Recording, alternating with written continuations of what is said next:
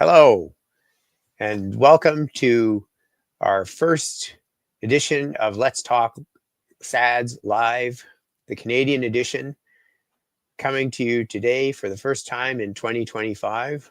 Hard to believe. And I'm your host, Dr. Shu Sanitani, coming to you from Vancouver. I know I'm reaching a lot of you across Canada in your various time zones, so I'll just say good day. I know some of us like to tune into these on our own time and listen to these webcasts. I have the great privilege of now starting our third year of these webcasts, which are really here to learn together collaboratively about sudden arrhythmic death conditions, SADS conditions, which have affected so many of our lives. Some of you are patients, some of you are families, some of you are healthcare providers, all of us here trying to learn about the conditions and stay on top of a very rapidly growing field. And so really a privilege to come and talk to you. And this is all with the generous support of our collaborators to the south, the U.S. SADS Foundation, and I'm just going to work on showing a couple of slides here. But thank you to Aaron and Alice Lara, and of course Mike Ackerman, who are big supporters of ours here. 27th episode, so that's a milestone, and all of that thanks to Pam Husband's vision, and she was instrumental in starting the Canadian SADS Foundation 30 years ago. And so we are raising funds to honor that legacy and to continue the amazing work that she set in motion back even before genetic testing was available. And around the early and mid 90s, people were still figuring out the genetics of long QT syndrome. So to think of how far we've come in the journey is amazing. So check out the website and read Pam's story. So now some housekeeping some acknowledgements. So I really want to thank our sponsors, Lexio Therapeutics, Solid Biosciences, Tenea Therapeutics, and Thrive Therapeutics. And these are companies that we've started hearing about in the last few years, companies that had vision many, many years ago to see that the care for these genetic conditions could be improved with innovative thinking and new technologies. And we're very grateful to their support for us to be able to host events such as this webcast and other activities to keep your educational events coming. This is the quick housekeeping note. Next month, Heart Month, we're excited to have our session scheduled with Georgia Brugada, but we're doing it not on the third Tuesday, but on the second Tuesday. So we'll do it in the week of Valentine's Day. And so it'll be coming at a different time. Now, as the host, and it's an honor, I'm very delighted to have. When we first started, I thought, well, let's have some Canadian health trivia, and so we took you through some interesting people and events through the Canadian healthcare. Last year, I thought, well, I'll teach you some little known facts about the inherited arrhythmia or SADS conditions. So what are we going to do for 2025? Well, it's early in the year. We're only 3 weeks in, so I haven't got things figured out 100%. But I thought, well, maybe since people are here for education, we'll do a little bit of that and talk about maybe some new articles. So this article here that just came out, it checks a lot of boxes. First of all, it's a Canadian article by our friends Andrew Cron, Jeff Healy, Martin Gardner, Daryl Pullman, and first author Sandra Carroll, who does really important work from a nursing and quality of life experience. And so this is hot off the press and touches on the topic of today's webcast, Arrhythmogenic Right Ventricular Cardiomyopathy, or ARVC. And they explored the patient experience in the Canadian ARVC registry. So for some of you who are not familiar with that, this is a registry where we enroll families and affected family members with arrhythmogenic cardiomyopathy. And it's largely a database that allows us to learn together, which is really important in these rare conditions. So what they found, though, is they found that the patients with ICDs, implantable defibrillators, had quite a different experience than those who were not necessarily, didn't have ICDs, and there were some more decision confusion. And the methodology is out of my expertise. It's a lot of important measures of the patient experience. So a nice summary here, but basically an important topic in how we engage with patients when talking about things like ICDs. So with that, I want to introduce our guest. I'm delighted to have Dr. Jason Roberts join us today. He's a clinical electrophysiologist at Hamilton Health Sciences and was previously at London, has made the move in recent years. He's an associate professor of medicine at McMaster University. And I'm going to let him tell us a bit about his professional journey, but essentially did cardiology fellowship at the University of Ottawa with the previously mentioned Martin Green, and then went to UCSF, also has a master's degree in clinical epidemiology. So let's bring him in, and we will mention that he is involved, he's listed as an inventor on a patent about a medication that we're going to be talking about today. So he wanted to make sure that people were aware of that, although we don't think that there's any concern about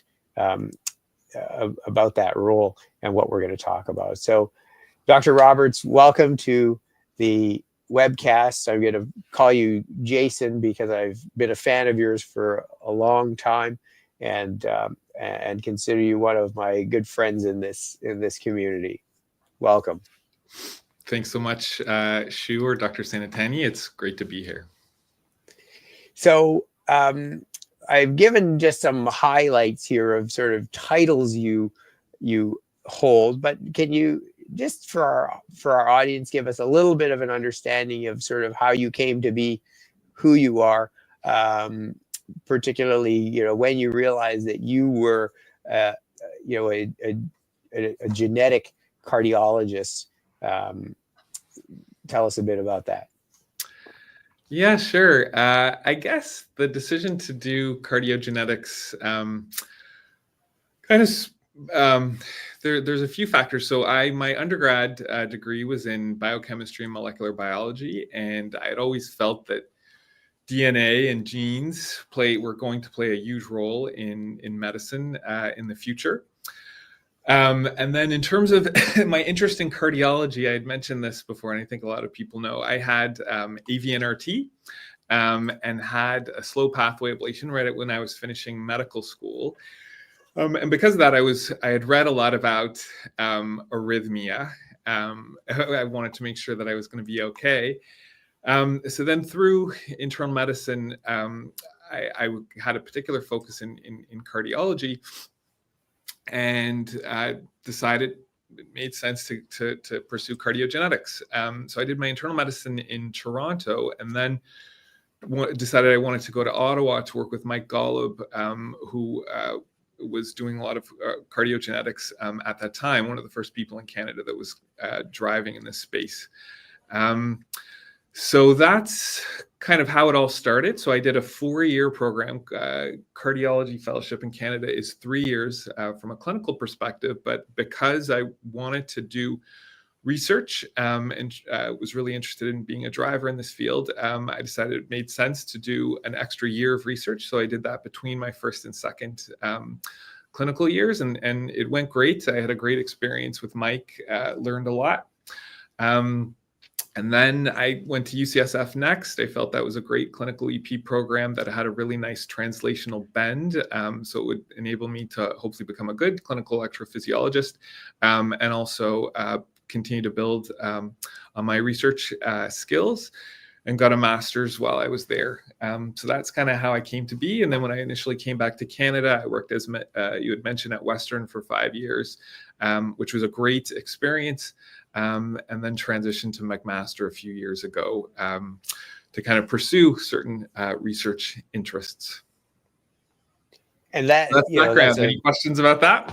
Yeah, and just for our audience, AVNRT is a type of heart racing supraventricular tachycardia, not always talked about in the SADS circles, but I will say that Dr. Roberts is doing a very interesting study looking at SVT as a potential contributor to sudden cardiac arrest. So we're looking forward to seeing that. And I will say, because Dr. Roberts is notoriously modest, he is truly one of the top translational clinicians in Canada, a real sort of up and coming. And there's a handful of them. We've had several of them on this show, and it's just I've had the privilege of going to some of his talks, and they're outstanding. So we're going to get to some of that science this morning. But before we get there, today we're talking about arrhythmogenic right ventricular cardiomyopathy, or ARVC. And just to sort of remind our audience, broad strokes, how do you explain what ARVC is when you're meeting a new family? Because to me, ARVC is a pretty complex condition in the SADS world. Yep. So it's a great question. So I usually discuss, so the heart, I usually draw a diagram showing that it's 4 chambers, 2 upper chambers, 2 lower chambers, and ARVC affects the lower bottom right chamber, and it's a disease of the heart muscle. But whereas disease that affects the left heart muscle often causes issues with heart failure and people having shortness of breath, ARVC is more so, it's a muscle disease, but it leads to abnormal electrical function of the heart, and they're vulnerable. These patients are vulnerable to dangerous fast heart rhythms that can cause them to faint and potentially have a cardiac arrest, and in worst cases, death. So that's kind of what I would usually provide as background, and then I would go through how we're going to, in 2025, optimally manage you so that you can have as normal life as possible. And there's so much interesting physiology in ARVC, and those who watch the webcast regularly or are well versed in this space, we know there's been other lots of terms. Sometimes it's arrhythmogenic cardiomyopathy, sometimes it's ARVC, sometimes it involves the left. We've had our guests from the Newfoundland ARVC program, where ARVC of a particular type is very prevalent. So I think the sudden death, especially in young, previously well people, is of course one of the hardest things to predict and to manage. The treatment of ARVC is like many of our things, is sort of stepwise, and I keep promising we're going to get to some very cool, exciting things. But take us through sort of your steps. You have a new, a young man who has been diagnosed with ARVC after presenting with not a cardiac arrest. So maybe they just have the heart racing. What sort of things are you doing to look after that individual? Yep. So from a risk stratification perspective, so if they had just palpitations and don't have documented VT or ventricular tachycardia, one of the first things that I usually do is to evaluate the risk, is to use the risk score that our colleague and friend, Dr. Julia Cadron-Torigny in Montreal, developed with the Hopkins group. I find that extremely helpful in guiding what are the patient's arrhythmia risk is, and deciding on the need for an ICD or implantable cardioverter defibrillator. Because the big concern with ARVC is the risk of sudden death, I think the big decision oftentimes with new patients is, do they need an ICD? So that helps me very much with that. And her score is very much designed for the PKP2 gene, and we're learning about other genes, how to best risk stratify them as well. And there's gene-specific scores for some other genes as well. In addition, with ARVC, exercise is very important. So exercise is very important in life, but exercise, whereas with channelopathies, we've become increasingly liberal about letting patients exercise after they're on optimal medical therapy. With ARVC, the unfortunate thing is that exercise can accelerate disease progression. And also, if you carry the gene but don't have evidence of the disease, it increases the likelihood that you'll develop disease. So I usually do a good history about how much exercise they've done over their life, and then discuss how much exercise we think is going to be safe moving forward. And how much exercise is safe, I think there are no hard and fast answers. I don't think it's right to completely exercise restrict people. Exercise is so important from a physical health and also mental health perspective. And I find with our patients, they can usually do a certain amount of exercise, but we have to kind of watch carefully to make sure that it's not too much. And I use, to some extent, Holters to help guide that. So you talk about exercise, and then from a medical therapy perspective, I think we had talked about, so I often, the first medication, if someone just has a gene for ARVC, but they don't have evidence of disease, we have an exercise discussion, but at that point, I would not put someone on medication. But when they start to develop evidence of disease, and I find the first test that's usually positive in most people is the Holter monitor. So that's usually how I monitor people who are gene positive. Once they start to have frequent PVCs on their Holter monitor, I would usually initiate a beta blocker as the first step. And then stratify, if someone does get VT, hopefully we have a defibrillator in before then, so they're protected. There's more aggressive antiarrhythmic drugs that could subsequently be considered. So I'm gonna circle back to a couple of things, and we have a question in the chat. You mentioned PKP2, and before we get into that, the question is, why does genetic testing take so long? And I'll speak to that. I mean, so long is of course relative, because we're relatively fortunate in most Canadian centers to have good access to it. Again, and across Canada, we have a good network of centers that are, genetic cardiology recognized. And so the process, certainly out in British Columbia, where I practice, the process is applying for funding approval. That takes some time, sometimes months, and then sending the sample. We send the sample out of country, in fact, and then that takes a couple of months. So it's not unreasonable to have several months, 4 to 6 months. It's gotten faster over the years. Certainly in the early stages of my practice, when we were using research labs, you would wait sometimes a year or two. So we've come a long way. I don't know what sort of access you have to genetic testing, whether it's different where you're practicing. Me? Yeah. Yeah. So in Ontario, I think we do a pretty good job with genetic testing. So there's 2 centers in Ontario that do the clinical genetic testing. One is in Kingston for channelopathies, and then the cardiomyopathy center is at CHEO in Ottawa. Their turnaround times, Kingston's usually I find often about 6 to 8 weeks. For cardiomyopathy, for CHEO, it's often these days about 3 to 4 months.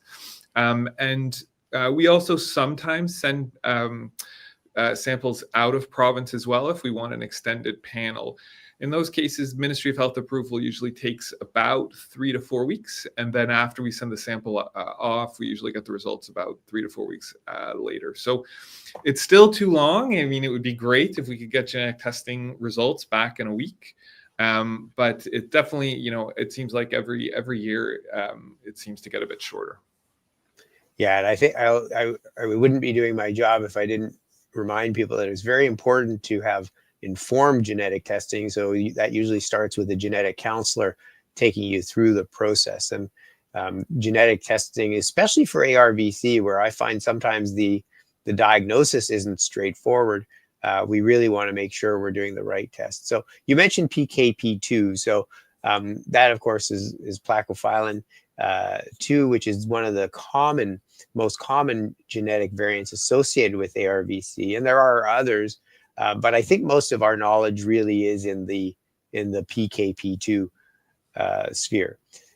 So this and exercise, we'll sort of steer clear of the exercise conversation a bit for now. We might come back to it, but today we've promised new development. So tell us a little bit about the story of how did you even come to be talking about new developments and part of an exciting trial that we're gonna explain. Sure. Well, I think there's a few different exciting new avenues for therapies that seem to be emerging for ARVC, and I think we'll talk about gene therapy a bit later, which is super exciting. The target trial that we are anticipating will hopefully start enrolling patients now. The expected date is in March. It involves a small molecule called tiglucib. So right now it's a powder that you stir in water and then drink once a day. The background in terms of how that came about, so there were a couple of teams in the United States, in Boston and Baltimore, that found that a compound that for short, I'll call it SB2, was able to effectively prevent development of disease in a zebrafish model of ARVC. How did they find out this molecule? It was through an unbiased screen. So they screened about 5,000 molecules against the fish model. The fish are really tiny, so they could fit the fish in little wells in a plate, which could enable them to screen a really large number of compounds against the fish. So there was one molecule in particular that seemed to work really well. It prevented onset of heart failure in the fish. And when they did a deeper dive, the fish, their hearts from a molecular perspective, everything looked normal. So that was really exciting. And then this group, a couple of years later, reported in 2 mouse models of ARVC that similarly beneficial results were observed. So the mice, if they were given the drug or the compound before they developed disease, the heart seemed to be protected from both a muscle perspective and an electrical perspective. I did some work. It was a collaboration it started when I was in San Francisco, and with a team at Ohio State, looking at another gene that we feel may be important in cardiomyopathy. They had a mouse model that also developed weak heart muscle and vulnerability to arrhythmia. And they decided to give the same molecule, SB2, to those mice. And again, beneficial effects for preventing onset of the phenotype. And they also, if they let the mice develop the phenotype, if they gave the drug SB2, it seemed to reverse it. The muscle function got better and the arrhythmias melted away. So at that point, I was really excited. I was like, a big struggle.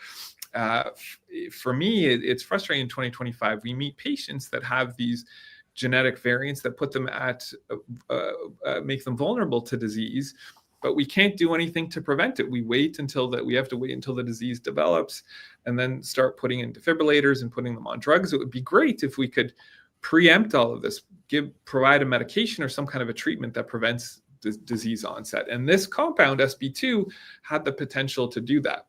SB2, it didn't seem I've never gotten the full story, but it doesn't seem like it is safe to use in humans. Toxicology studies that are required before you transition to human studies, it seems like it didn't get through those.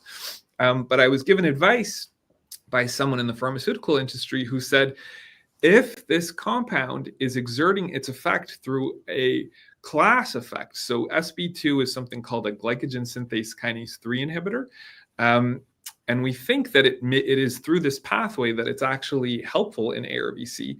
If there's a drug that from that class that has made it through to human studies and is safe, then it could potentially be repurposed for ARVC. So after I got that advice, I did a literature search, and there was one compound called tiglusib from the GSK3 class that has made it forward to humans.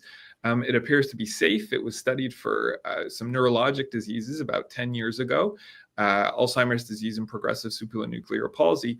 It failed for those conditions, but importantly, it was safe. So with our collaborators at Ohio State, they studied tiglusib in mouse models of ARVC. It's been studied now in 2 mouse models, and it seems to have the same beneficial effects of SB2. So it prevents onset of the disease, both from a muscle perspective and an electrical perspective. And when they let the mice develop disease, the mice also get better. So in that context, that was part of what triggered my move to McMaster. McMaster is a great clinical trials center. We're now in position. It's taken a few years to get everything together. We had to get funding, and there was a lot of logistics to sort. But now we're in a position to evaluate tiglusib in a randomized trial of ARVC patients, and that's what we call Target, and we're looking forward to starting in March. So amazing story. I'm just going to kind of pull out some of the highlights because you covered a lot of stuff, and there's some of the pathways. So many years ago, I in an article, I believe by our colleague Bob Hamilton, there was this picture that looked like those pictures of flight paths of all the planes going everywhere, and those are the kind of pathways that are involved in arrhythmogenic cardiomyopathy, because these molecules that are, that don't form normally, they then interfere with signaling pathways all over the heart, and some of them even affect organs outside of the heart. Some of the forms of ARVC have skin manifestations, for example.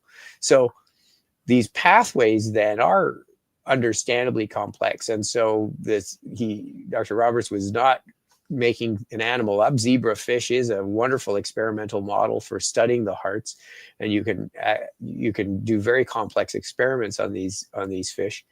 And so we've not stumbled upon, but we've sort of lucked out finding a pathway that is responsive. So this molecule, that's very exciting.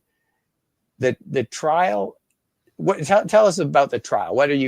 Who are you looking for? Who can go in the trial? What are you going to do to them? Yeah, so there's 17 sites in Canada that are participating in the trial. Patients that are eligible for the trial, so they need to be genotype positive. So there's 6 genes that are going to be studied in the trial. 5 desmosomal genes, so PKP2, DSP, DSC2, DSG2, and for plakoglobin, whereas the other genes, you just need 1 copy of the gene. For plakoglobin, you have to be either compound heterozygous or homozygous, so 2 abnormal copies. And then the 6th one is TMM43, the Newfoundland form of ARVC.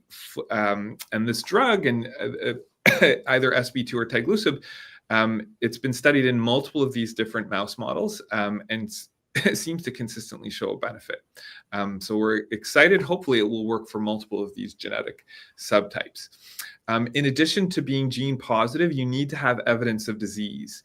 So patients, the evidence of disease that we're looking for, you need to have over 500 extra beats per day. So we've asked the clinicians that are participating in the trial across the country to try to identify patients in their clinic that do have reasonably frequent PVCs as potential candidates for the trial. Once they start the screening process for the trial, so they go through inclusion-exclusion criteria, which are the main ones, or what I mentioned, and then assuming they meet those, they will undergo a 7-day Holter monitor. So it gets mailed to patients to their homes, and it's a Holter. It's the Essential Holter out of Quebec City. So there's no wires. It's just a band that's put across their chest. They wear it for 7 days and then send it back to Essentia. They report to us how many extra beats there are over the recording period. And if there's over 500 per day, then in all likelihood, patients will qualify for the study. At that point, before they start the drug or placebo, they get an ultrasound or an echocardiogram at their site. The Echo Core Lab is actually in London. Dr. Khan is overseeing it. And if they have an ICD, they also get an interrogation of their ICD, so we can understand the parameters that are present and any arrhythmias that have been documented before. And then after that, then assuming all the criteria are met, then they will start either the drug or the placebo. So patients are randomized. No, the patients won't know, the doctors won't know what they're getting, the drug or placebo. And then that treatment happens for 6 months. And then at the end of the 6 months, patients get a repeat Holter monitor done to check how many extra beats they're having. In the mice, the extra beats go away. So we're hopeful that the extra beats in patients will also go away. And the ultrasound at the end of the study as well, the mice, the ventricular function gets better in people when the mice are allowed to develop disease. So we're hopeful that we'll see improvements in muscle function as well. And during the 6-month period, we'll also be watching for if people do have arrhythmias or ICD shocks. We'll be documenting all those things as well. So amazing, exciting, first in human research, and for this cause. And then,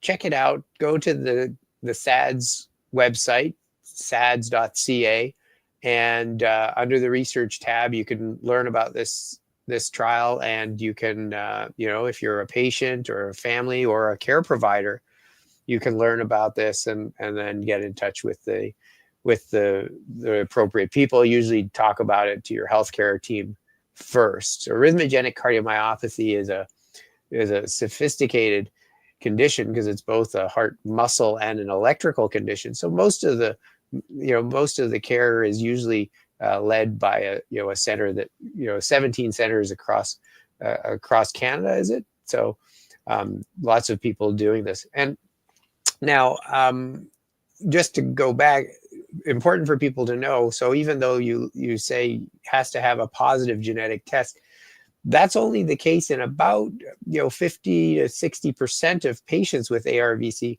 I would say, with the exception of Newfoundland, where they have what's called a founder population. So it's passed on over many, many generations. But you may not. The first iteration of the study is going to be just for gene positive, and then who knows where it's going. So that's very exciting.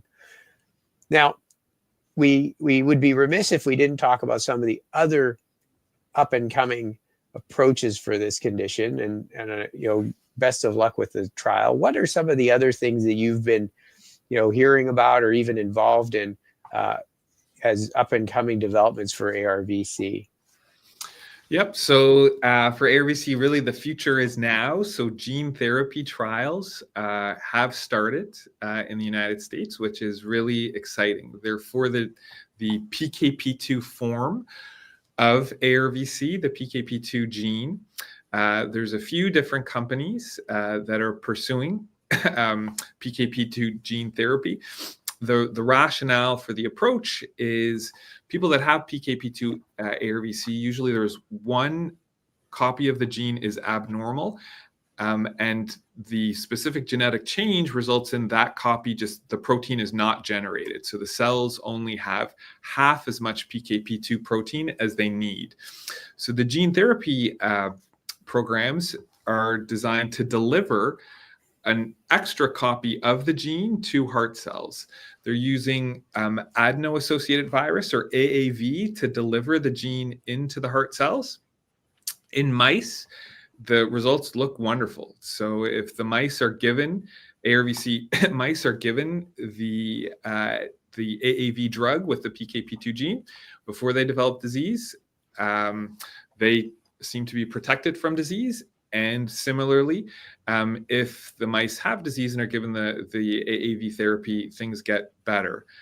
So it's really exciting.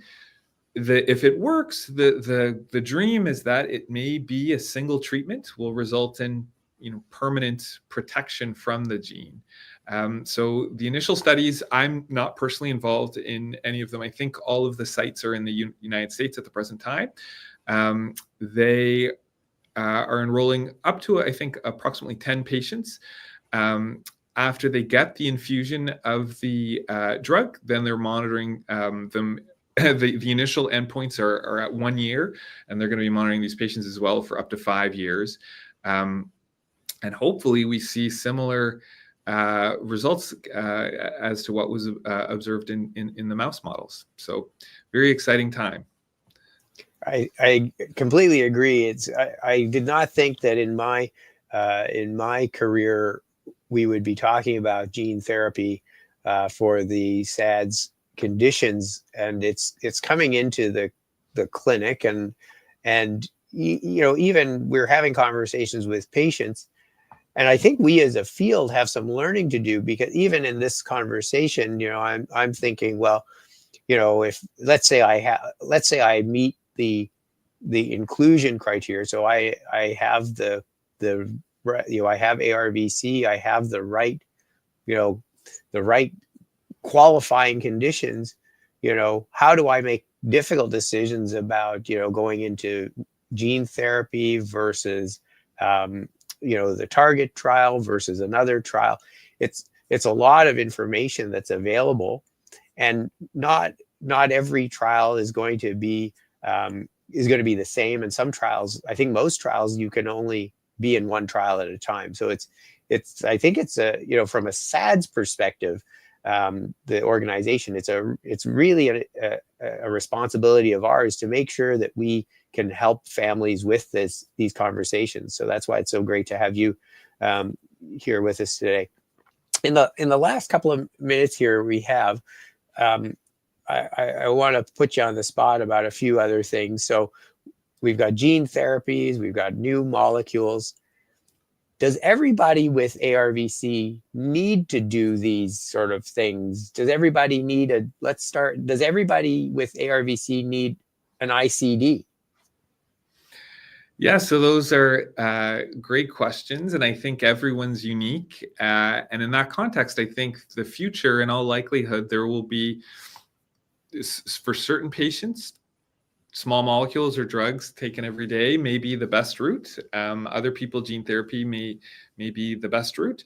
If these things work, the dream is that patients with ARVC may not need ICDs in the future. Getting an ICD when you're really young is a big deal, and there's a risk of complications over a lifetime that people almost invariably run into. So if these new therapies work out as we hope and are disease modifying, will people be able to avoid an ICD? And over and above that, will people be able to exercise again with no restrictions? We're a long way from there in terms of we've got a lot of study to do, and we don't know if these therapies will work in humans, but that's the dream. As far as, do all ARVC patients need an ICD? No, and it depends how you define ARVC, but if someone has a gene in isolation, but their clinical phenotype is negative, then those patients generally don't need an ICD. For the desmosomal genetic subtypes, we do not put in ICDs before someone has evidence of a clinical phenotype. The Newfoundland gene, TMEM43, is a bit different. So in males, it's very highly penetrant and can be very malignant. And because from their experience, they've done wonderful studies.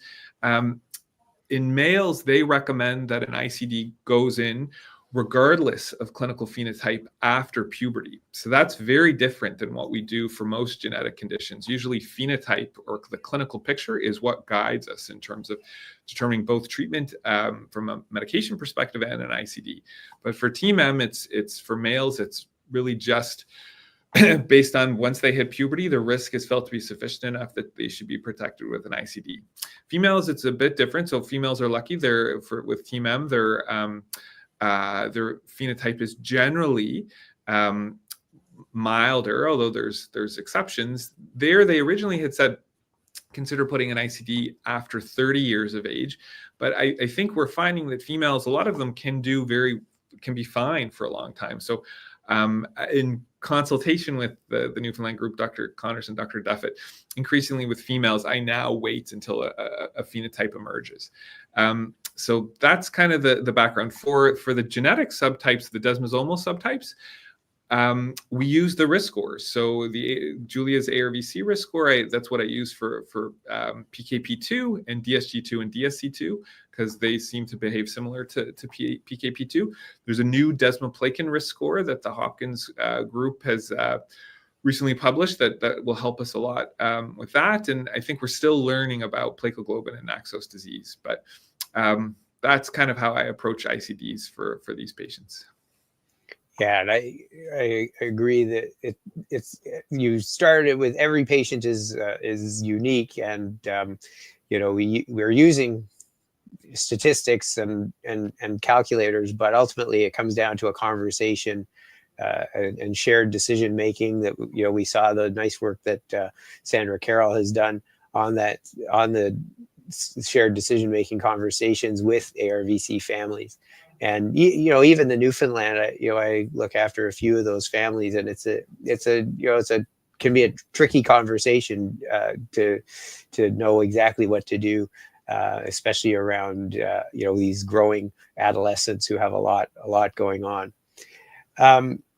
Jason, it's always a pleasure to talk to you. You have such an in-depth understanding of the science of the SADS conditions. And it really is great to hear sort of firsthand some of the story behind these studies, and I think it helps our audience understand, that it takes several years to be able to bring something to a patient, and even though we're all eager to see cures. The pathways and the processes are very complex. So best of luck. I am very excited to keep an eye on these tabs, and to our audience, check out the website and learn more about them.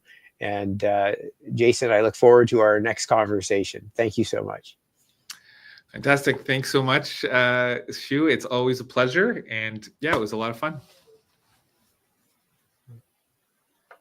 Well, that's our show for January. It feels exciting to kick off the year. I think we've set the technological bar very high, talking about a new molecule and gene therapy, and I think that's the reality in SADS conditions that's upon us. And a reminder to our audience: check with your healthcare provider and make sure that your SADS condition care is well informed. In Canada, we're fortunate; we have a very tight knit of providers, and we have a great resource in the Canadian SADS Foundation. So, until next time, I will look forward to seeing you all in February. Just a reminder, we're doing it on the second Tuesday, so Valentine's week.